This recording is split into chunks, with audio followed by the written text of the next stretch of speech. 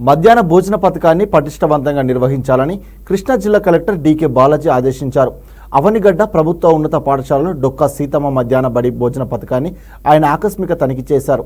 ఈ సందర్భంగా పాఠశాలలో విద్యార్థుల కోసం వండిన ఆహారాన్ని పరిశీలించారు. వారితో కలిసి భోజనం చేశారు. రాష్ట్ర ప్రభుత్వం ప్రతిష్టాత్మకంగా నిర్వహిస్తున్న ఈ పథకాన్ని సమర్థవంతంగా అమలు చేయాల్సిన బాధ్యత ప్రతి ఒక్కరిపై ఉందన్నారు కలెక్టర్.